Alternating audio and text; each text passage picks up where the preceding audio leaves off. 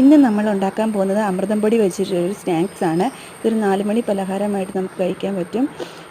ഒരു ബൗളിലേക്ക് കുറച്ച് അമൃതം പൊടി ആഡ് ചെയ്യുക. കുറച്ച് മതിയാവും.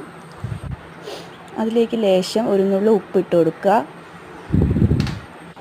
അതിനുശേഷം തേങ്ങ ചെരുകിയതും ചേർത്ത് കൊടുക്കുക.